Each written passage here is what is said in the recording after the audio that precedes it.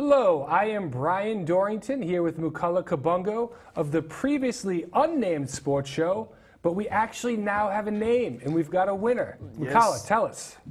Carrie Fields Kelly, you are the winner of our special game that we played. It's named the show, and we have chosen your Which name. is? After the Whistle. After the Whistle. Boom. Yeah, I don't have a whistle. We haven't preloaded in a whistle sound effect yet, so that was Mukala's best attempt. Yeah. I give him like a C+, but it's okay. You tried. It's good. we got a lot of really good submissions. We thank everybody who submitted, and actually some will make good segment names. Definitely. So we're getting on it. We're moving forward. The show's coming together. It's coming together. Brian don't know how to put on a mic, but I'm still getting new to this film stuff. You think after like what 15 years I know how to put on a microphone? It's the shirt. There's really not much to grab.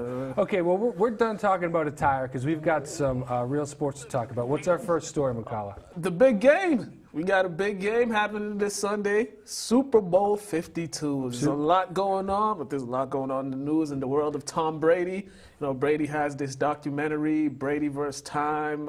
There was a recently Tom vs. Time. Tom vs. Time, Brady vs. Time. Matter. Don't matter. But recently, some what would you call him? Like a contributor to WEEI. Yeah, he's one of the hosts. Yeah, he called Brady's daughter a pissant. Is that the word? Yeah. I don't know what that means, but I think it's a word he actually made up by himself.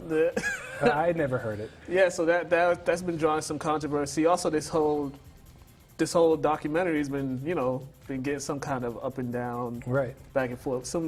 I don't know what to say, but like some people like it, some people are like, and some people are just like whatever. Yeah, well, admittedly, I haven't watched it, and now today somebody even kind of took it a step further and talked about Brady's kids. Even more.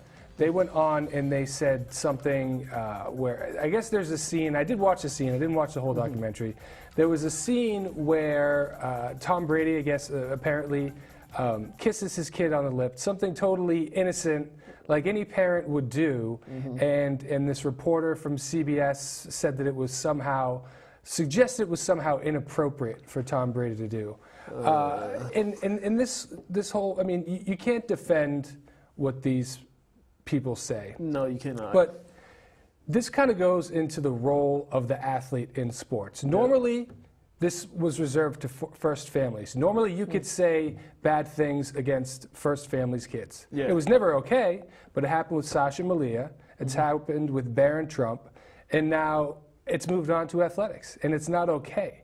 But at the same time, Brady does hold some responsibility, in my mind, about putting his kids out there, knowing that there's knuckleheads on WEEI that say this crap all the time. These guys are known for racist, outlandish statements, and he's on that show all the time. And now this is suddenly the reason he's not going to be on the show. He's supported these guys forever, and they're not insightful sports journalists. They're shock jock guys who say racist crap all the time, and they're really just it's something you don't really even feel like listening to as a sports fan. My thing is, it's when you're just keep it between the lines, keep it with sports. I mean, when you start getting people's kids involved, then it starts becoming more personal. Absolutely. Like, mostly players don't have a problem if you're critiquing them, what they're doing on the field. If you criticize them, they'll have a problem with it, but it's like, that's part of your job. You're just doing your job. But then when you start talking about people's kids, criticizing how they're raising their kids or what they do with their kids, then it's becoming more personal. And, for a lot of people, that might... I mean, I showed you the video earlier about the guy almost attacking the guy in court. I mean, when you start bringing kids, that could kind of open up a tricky lane where people want to put hands on you. True. And you just got to leave it alone. I mean, he's putting the kids out there, but this is just... this is my thinking. He's just showing you the life of Tom Brady, inside life of Tom Brady. This is my life outside of football. I mean, you could take it for what it is, but this is his life outside of football. His kids are an important part of his life outside of football. But when you start trying trying to say things about the way he's parenting and stuff. And especially, I don't have any kids. I mean, I got nephews and stuff, but so I never try to tell people what to do with their kids and stuff like that. I hear you, but I want to challenge you on that a little bit because I kind of agree with Shannon Sharp. Fake, fake, fake, fake, fake. You never opened up Tom Brady, and I love Tom Brady. I love him because he wins for the Patriots. As a person, I'm not so sure. He's kind of weird. But no, like, now that you're selling this TB12 method, you hope to open up these places all across the country. You're trying to sell your book. Now you suddenly show your kids when you're trying to make money. It's like you've been private for so many years. Shannon Sharp definitely had a point on this. And people from Boston ripped him. And I'm from Boston, born and raised Patriots fan, but there definitely is a point there. Marketing. It's all about marketing. It is, but when you use your kids for marketing, this is the day and age. Yeah. It's like, hey, let me use my kids for marketing instead of somebody else trying to use my kids for marketing and make profits off them. So, fair point. That's kind of like the double-edged sword. It's like, okay, it's sort of like, LeVar Ball. Yeah, of course. The crazy dad that nobody likes. It's like, hold on, nobody's gonna use my kids. These are my kids. I'm gonna work with them. I'm gonna do whatever. If you guys think I'm exploiting my kids, so be it. Better me than you guys, because you guys are gonna try to exploit my kids for your own personal means, and then if something bad happens to my kids, you guys fall back, and then I'm falling back with the responsibility. So no, that's fair. That's a good point. And I just want to finish it off by saying I think Tom Brady handled it correctly. Yeah. He went on. He made his point. He said, "I'm not going to do the show this week. Maybe in the future." Sent a message. He said he didn't want to get the kid fired because it was a 24-year-old kid. I don't think anybody wants to see him get fired. He made a stupid, indefensible comment, but he got suspended. Let the dust settle for a little bit. Give the kid his job back sometimes. Maybe all will go back to well. And maybe we'll all learn a lesson from this. Don't go after the kids. Yeah. And don't do it to president's kids either. It's not good in general. Yeah, because, some other people there okay. have a whole different reaction. We've spent so much time on this. Why don't we go into the actual X's and O's? There's a lot of nervous people out there. I'm not People nervous. Are nervous about this Philly team. They're afraid. They don't know what the Pats are going to do. Some people are worried the Pats might lose. My thinking is I think the Pats have this game, but I don't. Kind of like Jacksonville, I think this game may be a little closer than people might think it will be, because Philly is a pretty aggressive team. They've been aggressive the entire season. And overall, if you look at the whole landscape of the NFL season, who are the two best teams from the start of the season to the end of the season? Philadelphia and New England. Both were the 1 seed, so both were high-powered on the offensive side. So this is the matchup of the two best teams. So you're gonna expect a big game from both teams. Both teams have been consistent. People are a little worried about the Patriots' defense against the Phillies' explosive offense. So there's going to be some matchups there, but I think the Patriots might have this in hand. Yeah, I mean these are definitely two of the best teams. I think it's one of the first times in a while, or maybe the first time, I don't know, where each team is both in top 5 in scoring and in points allowed. So you got high-scoring offenses and stingy defenses, which can make for a fun game. But was the Patriots Seattle Super Bowl the same? That might have been, could have been. I don't have the fact on that. But I'm not worried about the Eagles. And I'll tell you why. We've had some great Patriots Super Bowls. The last few ones. Yeah. The Falcons games, the Seattle game. Yeah. We're in, and this isn't my original comment. Somebody else said this, and I agree with it. We're in for a stinker, I think. I think we're in for a blowout. I mean, all these past Super Bowls have been pretty close. So close. They come down to the fourth. I think the last blowout we had was the Seattle Massacre against Denver. That's what it was. But maybe not a blowout, but just something not as exciting. And I hope that's the case, because I don't know if my heart can handle another game like that. I don't know if I can. I mean, even the Steelers and the Jacksonville. It's like, give the fans a break here, Bill and Brady. And I think they will. I think Foles is going to collapse under pressure. It's in the Pats' nature. They haven't won a Super Bowl game by completely dominating the team, like a double-digit win or anything like that. All their Super Bowl victories have been close. It's been under 7 points. The margin of victory. That's what I'm saying. They may be due for one, but The one thing you can say about Patriots Super Bowl is they give you a compelling game. They'll keep you on your feet. So it's better than a blowout. So that's something to think about. And just some of the stuff we should look at in this game, we have to look at the matchups between the Patriots running backs and Phillies linebackers. That's going to be a key matchup. That is the key. And the Phillies front seven, or their rotation in the defensive line, they rotate at least 9 or 10 guys. Oh, yeah. So they keep them coming and keep them fresh. You got to look at that against the Patriots offensive line. That's another matchup. And also Eagles front seven. I mean their offensive line. I believe they're missing one of their tackles, one of their best tackles. He's out. So you got to look at that. So the Patriots, if one of the Patriots interior linemen could get some pressure on the quarterback, disrupt their flow, that's going to be key for this game. All you got to do is disrupt their offense. Philly, Doug Peterson has shown he'll go for the big plays. He's not scared to be aggressive. And they've been saying that there might come a time in this game where he might call something that may, if it works, they'll call him a genius. If it doesn't, then, ooh. Oh, no, you got to take a risk against the playoffs. Yeah. Maybe an onside kick at halftime. That's happened before. Yeah. Some fake punts. No, I do agree with you that it really comes down to Fletcher Cox and Brandon Graham and Chris Long and those guys on the Eagles pass rush. If they can get to Brady without blitzing, which Philadelphia is they do blitz a lot, but everybody knows that Brady eats you up if you blitz. Yeah. But if those guys can get to Brady without blitzing, that's where I can see an issue. Yep. And it's possible. It's possible. With that said, that's where the running backs come into play. Definitely. That's where those, those screen passes, those short dumps over the middle. Because you've got three guys who can not only run the ball but catch the ball. Yep. It's going to be the James White, Rex Burkhead, Dion Lewis show, in my opinion. Yeah, those little quick line running backs are going to be definitely a problem for them. Now we also got Gronk's been cleared. He's been cleared off the concussion protocol. So, what do you think his impact is going to be? Because they're a completely different team with him in the lineup. He helps in the passing game. He helps in the blocking game. In the running game, he's key. So I think having Gronk there, that's just another problem for the Eagles, because I don't know who their linebackers or defensive backs are going to match up with him. Yeah, well, coming off a concussion is tough. I never played pro sports, but I had 6 concussions, and they're not fun. Yeah. And I did have to play sports after them, and you're a little hesitant. I'm wondering if, maybe Gronk, maybe he takes his eyes off the ball and starts looking upfield maybe, and anticipating a hit. Yeah. Because you saw him come off the field, and he said, wow.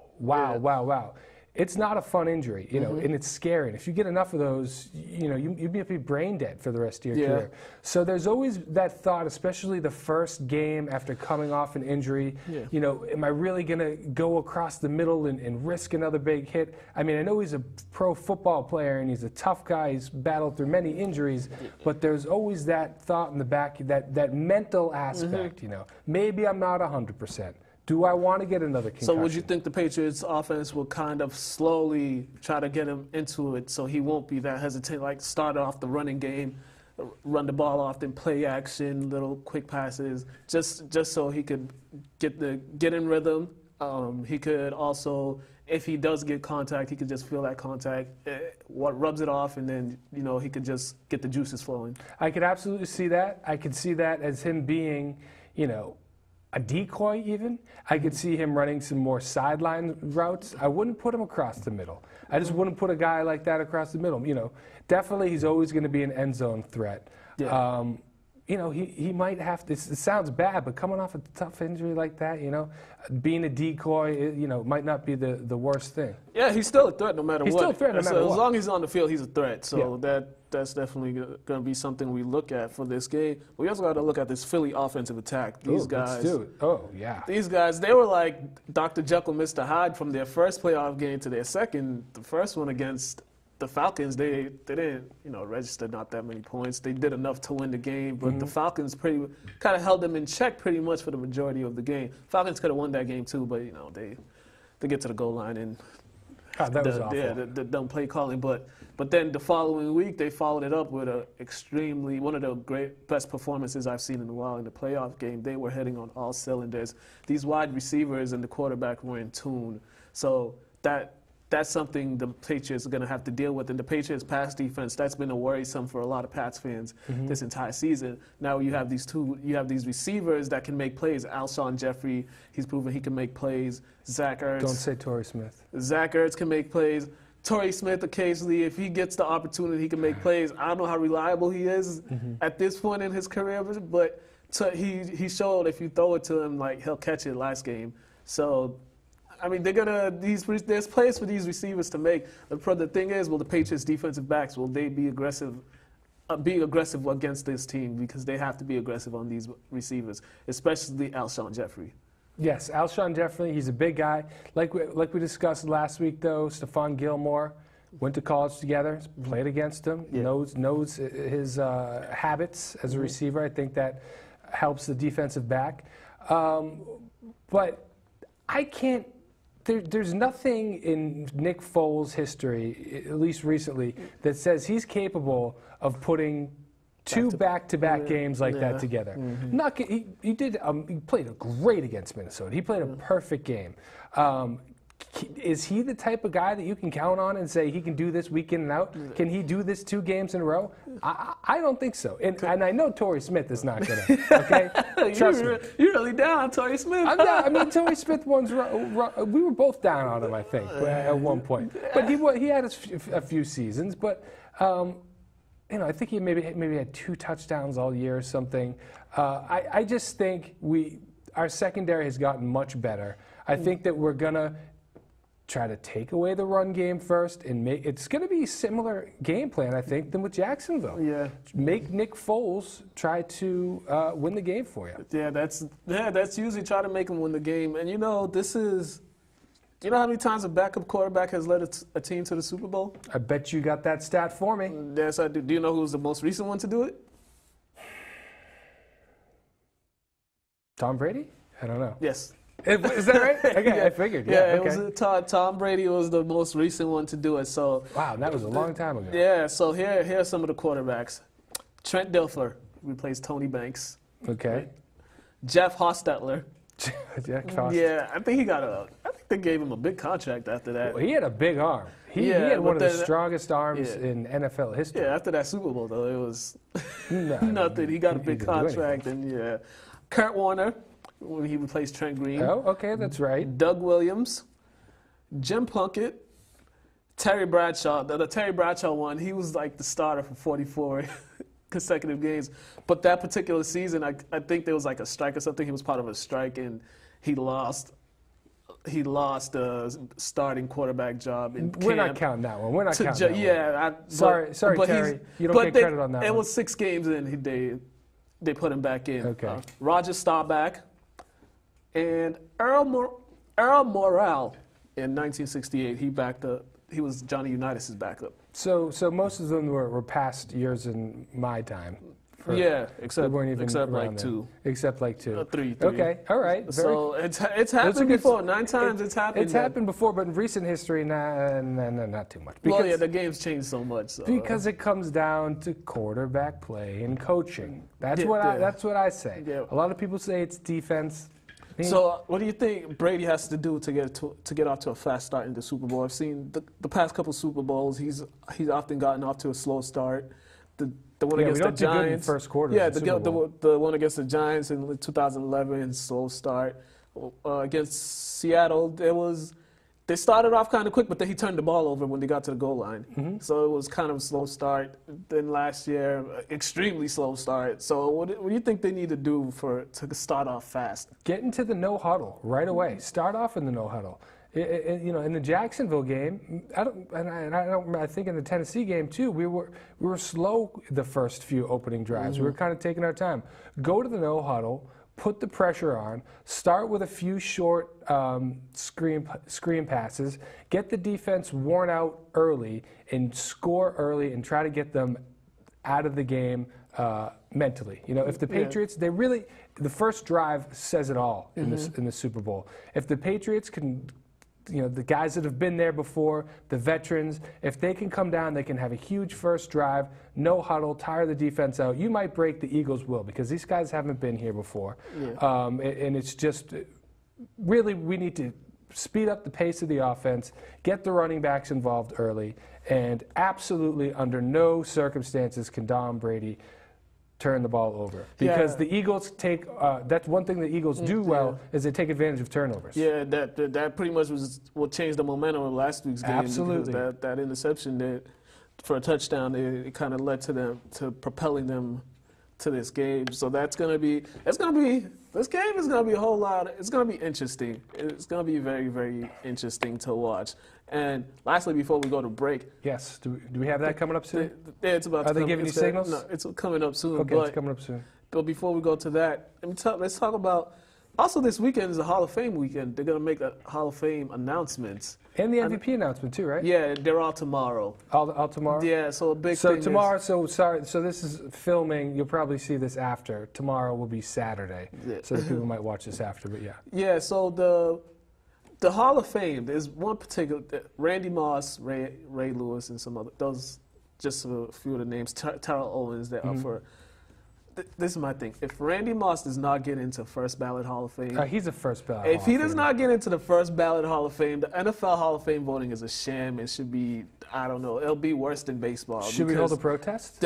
I'll put a protest. I'll go in front of the headquarters. I'll hold up sign because whoever decides that, I'll make signs. Because there is no way in God's green earth that Randy Moss should not be first ballot Hall of Famer. No. That guy, they shouldn't even be voting. They should already just tell him, "Oh, you're already in." Yeah. The way that guy changed football was incredible. I know you think he's the greatest of all time. I think he's the top 5. I think. But yeah, he's definitely first ballot Hall of Famer. And it would be even crazier. It won't happen. But if Terrell Owens made it in and Randy Moss didn't, would be. I mean, how amazing! I always kind of want to see that, just just the backlash. The NFL Hall of Fame, they need to get it right. They need to get it right. Get Moss in there, because you just can't. You can't be having these great players wait because whatever grudge you have against them, you just look at the numbers and. No, I mean he was part of an undefeated regular season. One of the main parts. The guy who led the league in touchdowns his rookie year. Yeah, he was something else. So that's also something that we should be looking forward to this weekend. I'm not gonna watch it, but that's just. I'm not gonna watch it. I'll read after. What do you think? Does Brady get the MVP? Yes. I think so too. Yes, he gets the MVP again. Sorry, Gurley. I think if it's not a quarterback, you have to do something really, really special. Yeah. Like when Adrian Peterson a few years ago. You have to have rushed like over 2,000 yards. So. Yeah. Sorry, Gurley. It would have been once if he stayed healthy, but. But you got to play a full season. Yeah. It could have been Brady during the Deflategate season, but he was suspended for 4 games. They didn't give it to him. Yeah. Okay, I'm guessing we're going to have to go to a break. All right, we're going to go to break, and then right after that, I am going to talk with Diamond Dave Riley about our Royal Rumble recap. Oh, let's get ready to rumble. That's right.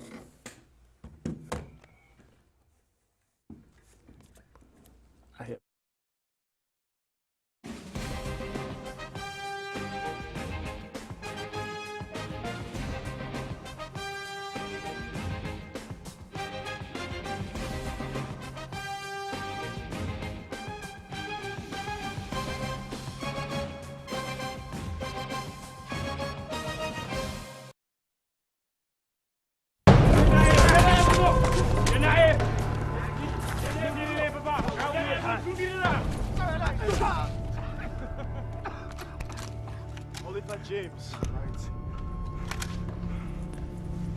Welcome to my country, my friends. I am right. Really? Where do you think you are? I am right. Huh? I am right! Only rights you have here. Not rights. I give you. Ready?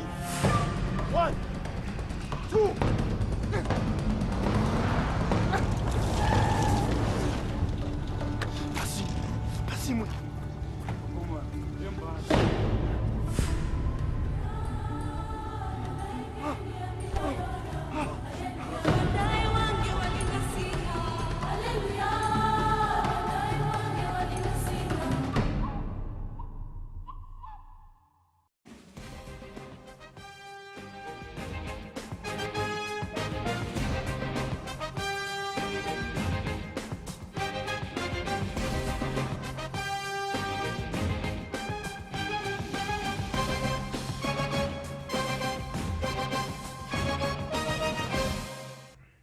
All right, we are back, and we are going to do some WWE talk with, like I said before, Diamond Dave Riley. I got to ask you first, do you like that nickname? Can I? You want me to think of another one? It just kind of came to me. Maybe. Okay, I'll think of another one. It's got. I like the almost alliteration. You like the alliteration. I'm an alliteration guy. Okay, I'll think of something else. We'll talk about it. We'll feel it out. We'll figure it out. All right, so let's start with the. Let's just go in the order of the matches that took place. Let's talk about the WWE Championship match, where AJ Styles defeated both Kevin Owens and Sami Zayn via pinfall with a little bit of a controversial ending. Why don't you tell us what happened? I'll be totally honest. Yeah. During the first hour of the Rumble, I was preparing dinner off and on. Do we believe this, guys?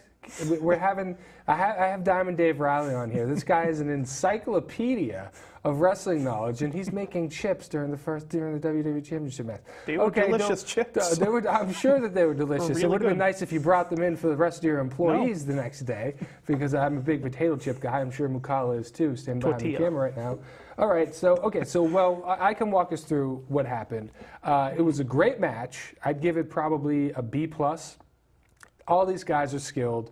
There's a lot of psychological aspects of the match. Zayn and Owens started off tagging each other in and out before they even went to AJ Styles or even attacked him. And eventually AJ tried blocking them, and Yeah. I remember at one point Owens saw that, went out the ring, around behind him, back in, and was like, fooled you. That was great. The crowd, that got a big pop from the crowd. Owens and Zayn, they're always so creative. AJ Styles is one of the best technicians, so they can't put on a bad match. It ended in a controversial ending. Sami Zayn went to make the tag to Kevin Owens. He missed.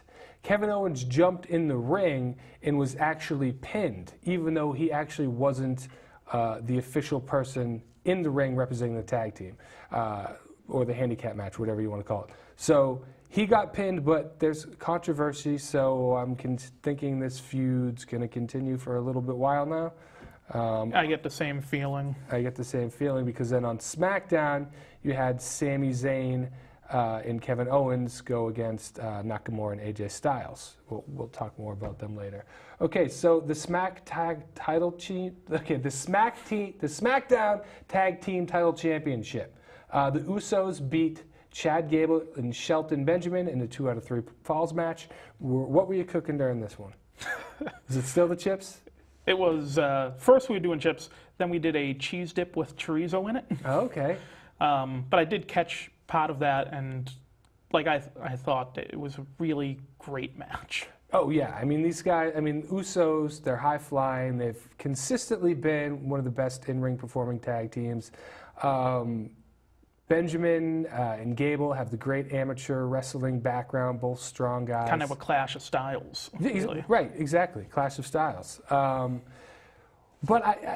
it was kind of weird how it's very rare that you get a sweep in a 2 out of 3 falls match. The Usos got the first pin, and then it was maybe like a minute later, 2 minutes later, where they got the roll up, and then they got the second pin, and it was so it was a clean sweep against Gable and Benjamin, which was a little odd. I'm curious where the tag team division's going to go on SmackDown from here on out. Looks like the only other team is the Bludgeon Brothers. Yeah. Remaining on the roster. They don't really have a ton of tag teams. No, they don't really have a ton of tag teams. Them and the New Day. They got the New Day, right? but it doesn't seem like the New Day's really going to be back in that faction anymore. I might see them breaking up at some point. Who knows? Anyway, okay, so that was a good match. The Usos did retain, and I just want to stop and tell people, Dave Riley predicted every single match correctly. I did. That is impressive. Some little details maybe no, but yeah, no. Every winner, Every winner he predicted correctly. So that's impressive. I just wanted to mention that. And so after that, we got into the 30-man Royal Rumble, which is normally saved for the main event to end the show. But the women's main event. I was a little surprised that they very had that surprising. very That early. was very surprising that was early. Talk to us a little bit about this match.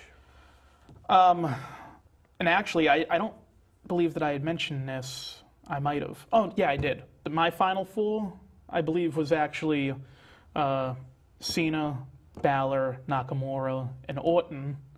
And I was pretty close. Very close to that as well. Very close.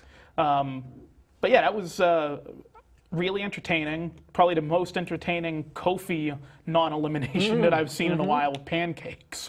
I didn't even know where that came from. He always pulled something out amazingly. Like I was watching it with my fiance Meredith, and we just died laughing. They always pull off a funny shtick with Kofi. It's great. And then Hurricane Helms coming back was very interesting. I was not expecting that. No. But just overall, I thought it was really entertaining. Yeah, overall, it was much better than the past few Royal Rumbles. But it has come down to being kind of a predictable event of who win 30-man match. I didn't predict it correctly. I went against the grain. But there have been rumors for weeks that it was going to be Nakamura's time to win it, and I'm glad he did. But at the same time, it came down to Reigns and Nakamura, and I so badly wanted to see Roman Reigns just put him over clean, just to see the reaction of that Philly audience. There would have been chairs thrown into the audience after that if Reigns won again. So I was hoping for that. I think it's going to make a great main event. It'll make AJ a fantastic Styles main event. versus Nakamura. It's something I'm really looking into. They haven't, there's really no bad blood to them, and they're kind of, two of the top faces. It's a very friendly rivalry, from what I understand, because they headlined at the Tokyo Dome before. Yeah, it's almost like a few years ago, Daniel Bryan, Roman Reigns match. A few years ago, where they had friendly rivalry. But they have time to build something up. I just want to mention some other surprise entrants. Rey Mysterio and Adam Cole. Rey Mysterio was probably the biggest surprise, and he looked in great shape. He did. I wouldn't be surprised if he makes a return at some point. I had heard that it was a one-day thing, but I'd love to see him again. Yeah, I mean, he looked great. He did well. I don't know how much longer he can keep competing. Yeah. So if he could kind of finish his career in the WWE, that would probably be really good, because he's going to be like a first ballot Hall of Famer. Yeah. No, he could pull a Goldberg, do one last title run. I think he's younger than Goldberg, that's for sure. And then there was just one other really cool part that I liked, that it was the veterans against the new era. You had, at one point, it was the final six, you had Reigns, Nakamura, and Balor against Orton, Cena, and Rey Mysterio. And that was just kind of a very cool showdown. Yeah, and they kind of built it up for like 30 seconds and then just went after each other. It was really, really fun to watch and really cool to see. Yeah, no, that was great. Another surprise, Reigns went over clean for I didn't Nakamura. think about that, but yeah. Yeah, and then he lost against The Miz the next night. What's happening with Reigns? We'll see where they're building to. Okay, let's go on to the Raw Tag Team Championship, The Bar versus Rollins and Jason Jordan. Kind of a stinker for me. What about you? Yeah. It wasn't as good as I thought it would be. No. And just kind of disappointing how it ended. Yeah. I don't even know what exactly the injury was. Yeah, I think it's supposed to be concussion, something. I don't and then know. It wasn't mentioned on Raw at all, I don't believe. No, it wasn't. It wasn't a good sell. Whatever it was, it really, hopefully at least it ends this Bar feud with Rollins and Jordan. Rollins has been feuding with Sheamus and Cesaro way too long. It's been too drawn out, but with so much talent in the ring, wrestling-wise, you would expect them to put on a little bit better show. And then I really don't agree with taking the titles off of Rollins and Jordan so soon, but it seems like it was intended to build more tension between Rollins and Jordan. The two for maybe a Mania match. Maybe a Mania match. I predicted. Like you predicted, but there's also, Meltzer's been reporting for a while now that it's going to be Angle versus Jordan. So who knows? We'll see. We'll get into WrestleMania at some point because there's so many angles there for that. Okay, now Universal Championship match. Lesnar against Strowman and Kane. And we got to wrap this one up. We'll be real quick.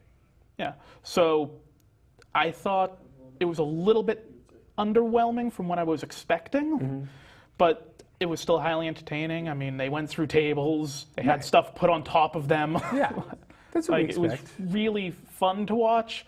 I was hoping for a little bit more, but it is what it is, and It's three big guys destroying themselves and everything in their way, and every prop in their way.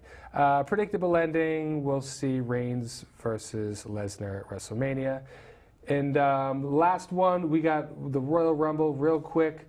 Asuka eliminates Nikki for the final to win the very first Women's Royal Rumble. which was, I thought, better than I expected it to be honest. Much better. I was a little bit appointed that Trish came in at 30 and not Ronda Rousey. I don't know why they saved Rousey until the end.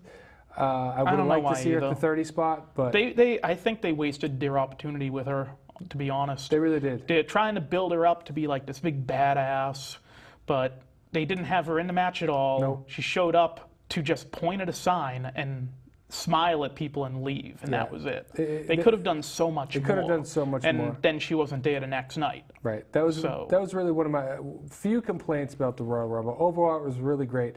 Diamond Dave Riley, thanks for joining us again. We'll talk before and after every single pay-per-view. We went a little over Pedro back there. The guy's really tough with time. If you're not on time, the guy gets so angry. Anyways, we're going to send it over to Mukala and John Hoffman.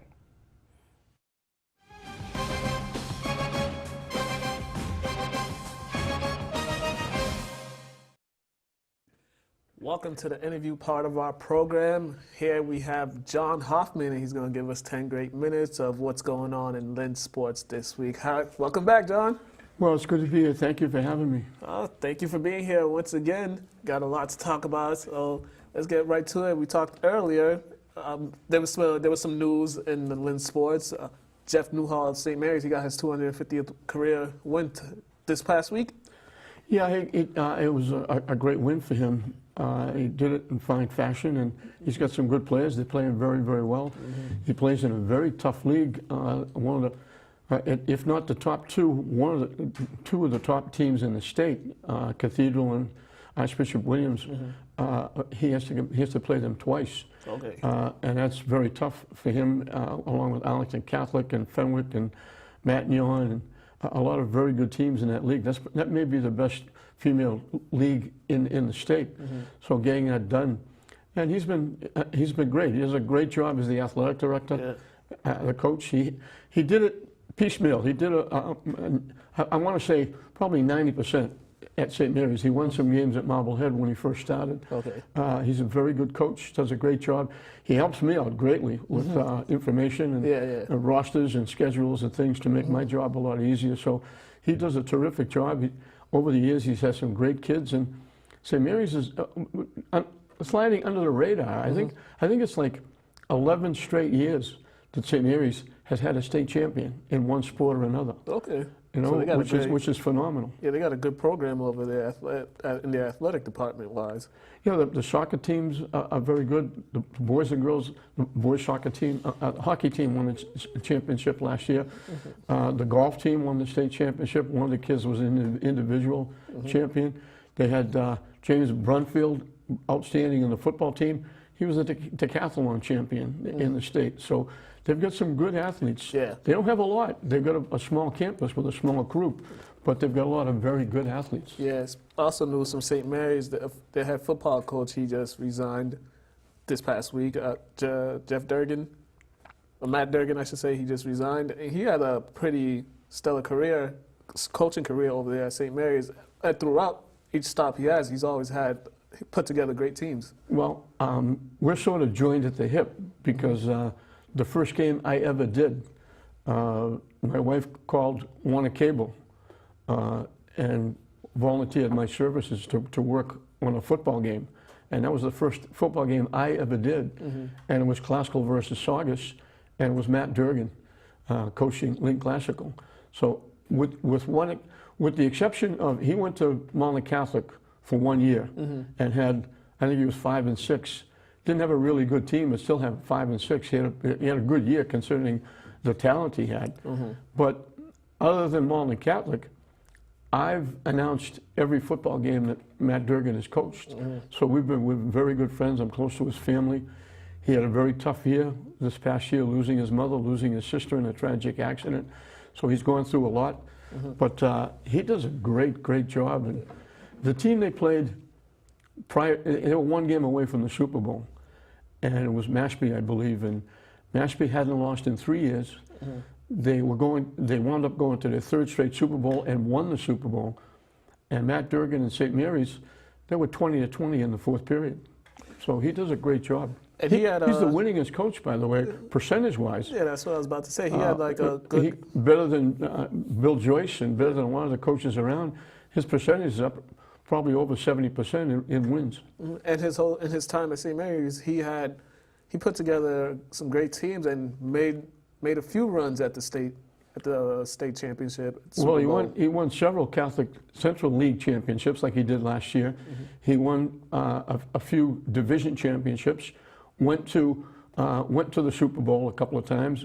Missed the Super Bowl by one game a couple of times like he did last year. So that program has always been in the mix, and people know about St. Mary's in the football program, and I would bet that they're going to get a few people, calling up looking to become the next St. Mary's football coach. Yeah, he definitely has he's leaving the program in good hands the way everything went out for him. And also in other news, in basketball news, Lynn Tech, they qualified for the state tournament. They won a big game. They beat a very good Whittier team. Whittier was 11-2 going into last night's game. And they were up 12, then they were down 6. It was tied in the fourth period. They won a very big run. Belman Barillo threw in 6 3-point baskets and wound up, I think, with 29 points. And another kid scored 32. And they were the bulk of the scoring. But they went on it was tied at 60. They went on a 9-0 run and put the game away. They wound up winning by 13. And it's nice to see Steve Patrick's doing a very nice job at Lynn Tech. And it's nice to see because last year they made the tournament, but they kind of backed in under the Sullivan rule. They didn't really qualify the way they did. Now they walk right in the front door. They get their 10 wins, they're 10-5, and they have a chance to improve on that and maybe even get a home game in the tournament. What would you say is the key difference from this year's Lynn Tech basketball team from last year's? Well, I think Steve Patrick getting used to the kids getting used to him and picking up some players, and now I think they kind of know after last year getting into the tournament and knowing how it feels. They came back this year and put a little more work in, worked a little harder. He's got, and he uses 8, 10 kids. I mean, it's not 2 or 3 kids. It was 2 kids last night. But he has a lot of people, interchangeable parts that work, and they put a lot of time and effort in, and it's great for the city. We've got 11 teams, three right now, 8 basketball teams, 3 hockey teams. 9 of those teams are going to make the state tournament. That's absolutely phenomenal. Yes. When you consider 4 high schools in the city, and the talent is spread far and wide. Not to mention that we got Lynn kids at Bishop Fenwick and St. John's Prep and Malden Catholic, and going to KIP. Yeah. The talent is spread hither, thither, and yon, and we still managed to put all this together. The coaches are doing a great job. Antonio Anderson doing a great job in English, tied for first place, undefeated, 1 loss.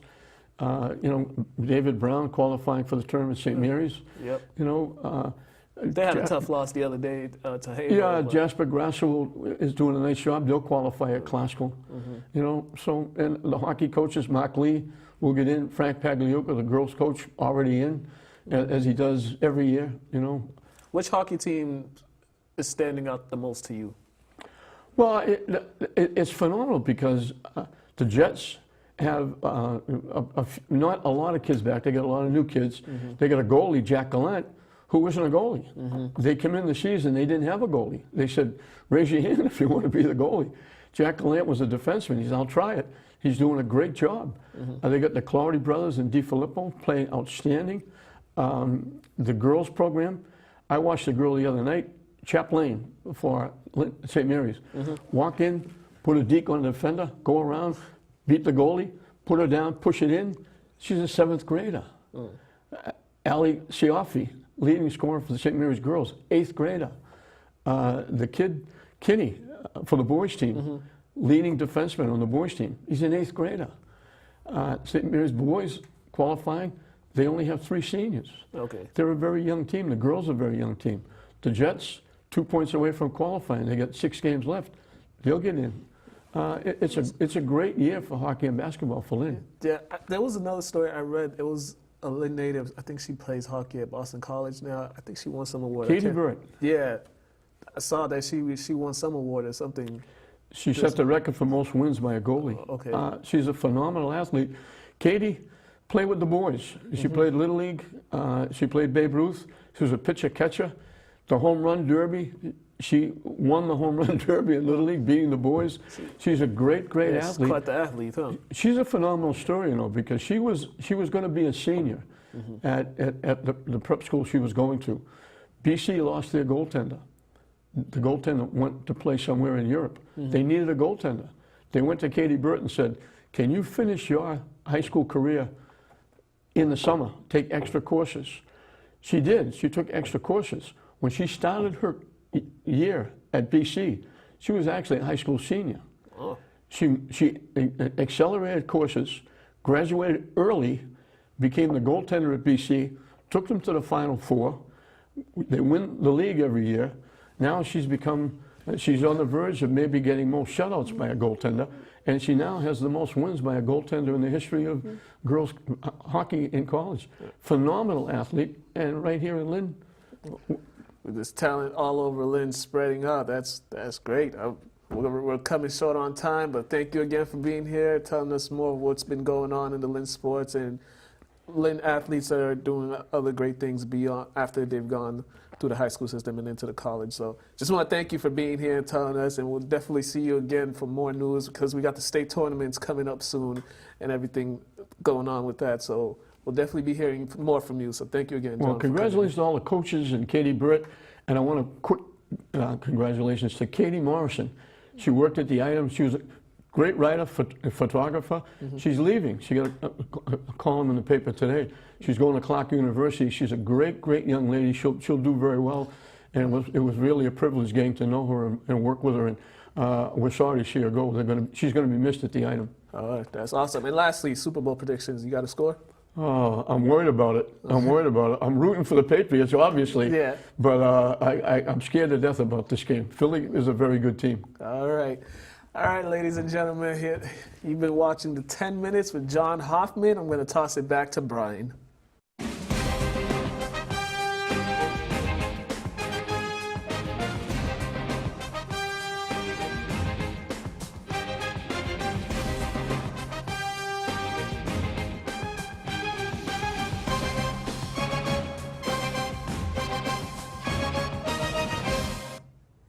All right, I'd like to thank John Hoffman for another great interview. Very insightful. Always love having his opinions and experience in Lynn local sports. It's really an asset to us. So, Mukala, I think now we're going to talk about the big drama going on at Michigan State. Why don't you lead us off here? Yeah, and before we get into that, I just want the audience to see this clip from a press conference this past Sunday and the previous day between Michigan State head football coach Tom Izzo and basketball coach Tom Izzo and football coach Mark D'Antonio. So Pedro, if you could play that press conference for us.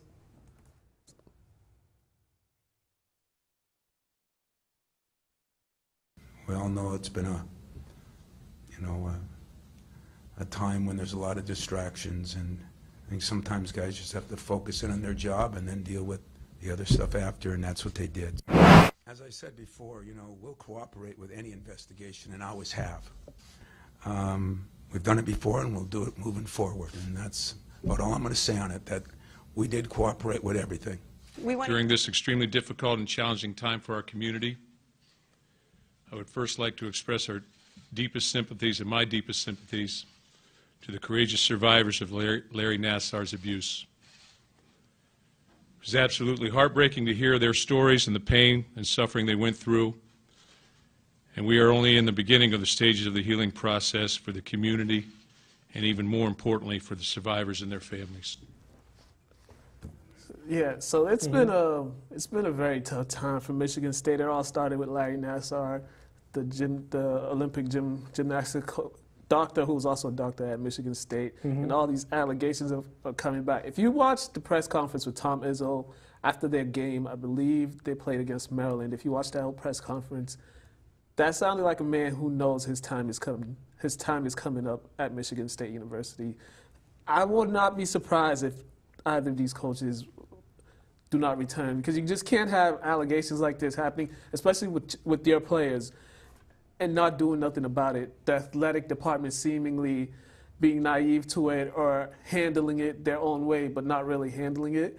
So there has to be consequences. This just can't happen on a major program like this. It just can't. You can't have stuff like this happen. You can't have the coaches not being holding their players accountable to whatever that was happening, to the allegations, because at the end it'll make the victims. It'll make the victims look like they're not the real victims. Like the athletes are the victims because of what's going on, because they're being because of the allegations. So this is just not good. It doesn't look good at all for not anyone. The president has already resigned. The athletic director has already resigned. They have a new interim president right now. So this always, you see this all the time in college, in the NCAA. When something like this happens, you see it. Once the president steps down or resigns, and the athletic director, the coaches are always the next to go. And I do not see any way possible that either of these coaches return after this season. Well, I don't know if Mark D'Antonio will return for the football season. Tom Izzo, whatever happens this season, I don't think he'll be back next year, because he has to go. They both have to go. I'm not so convinced that they'll go. So first of all, we have to separate this from the Nassar thing. Nassar is a criminal. He's an evil person. Everything he did is despicable. Yeah, but what he did was kind of what sparked it, because affiliation with Michigan State.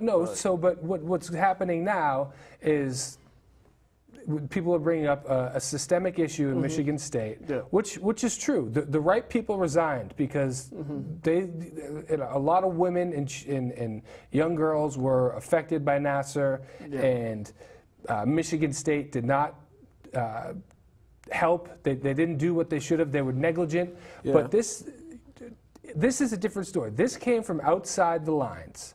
And I don't trust ESPN, okay? ESPN has turned into a sensationalist network.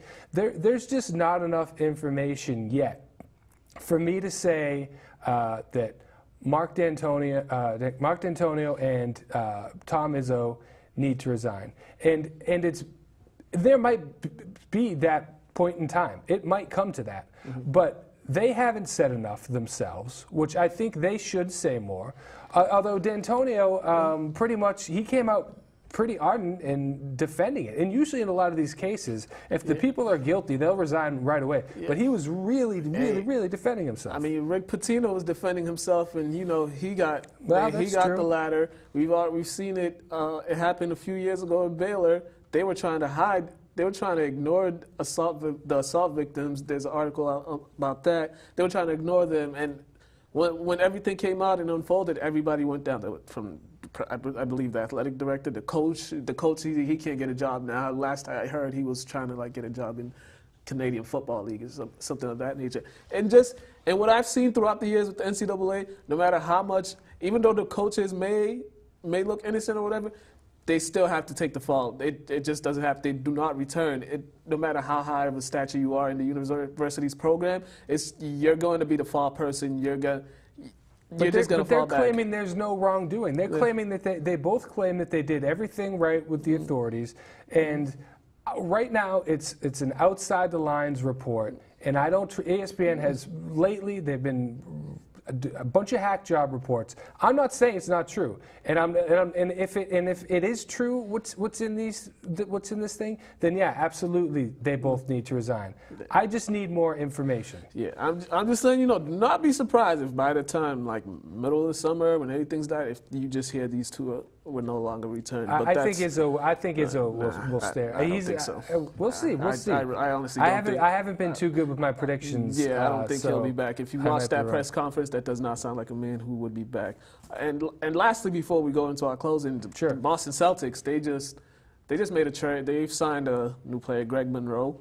That'll be a key piece to them for their rotation. I didn't know much about him, and I asked you, and you said he's tall. Yeah, he's just tall. Okay, he's so a guy that's we got a known tall for guy. not playing that great defense. And what they need is defense, and they need rebounding. They need a rebounder. If he could come in there and just rebound the ball, offensive and defensive rebound is what they need. That'll be great. But so far this year, this team has been really impressive, especially with the turnover they have. They only had 2 or 3 players from last year's team come back.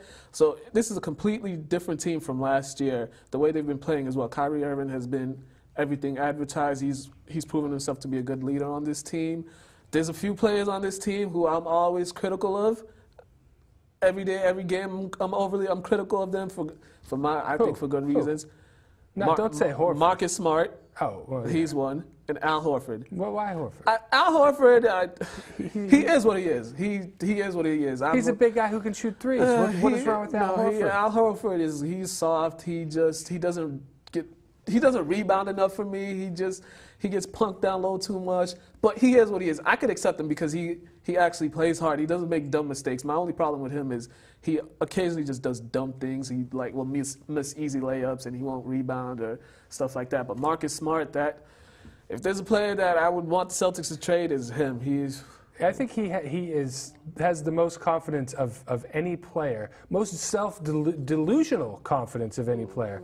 Like just shooting threes at like the end of the game, taking the final shot, like he's the guy on the Celtics. He lives in a very delusional. Terry Rozier, the backup, he started his first game the other day and he produced a triple-double. So that's that. So this team, I think this team, they just need one trade. I'm hoping they trade for DeAndre Jordan from the Clippers. Come in, that'll be a guy. If they get him, they'll be settled. They will make a push for the finals because they just have to worry about Cleveland. I'm not worried about the choke artists in Toronto. Why aren't you worried about Toronto? Because I've seen them in the playoffs the past 4 years, and they've choked every single time. Their 2 best players shy away from big lights. They don't come up. They choke. They're just choke artists. That's what Toronto is. Okay, we got to wrap this up. I want to ask you one question. Is there a chance we get Anthony Davis? After the Blake Griffin trade, anything's on the table now in the NBA? At this point, anything's possible. You might see it. With Danny Ainge, you never know. He might pull the trigger on that. Okay, all right, I love it. They're playing the music for us. That means it's time for Mukala to do the outro. All right, it's time for us to go. You have been watching After the Whistle with me and Brian Dorrington, and Patriots are going to win 34-10. Oh, yeah, I got to do my thing. I'm going to say 38-13. All right, that's it. Thank you, guys. Have a great one. Check us out. Peace.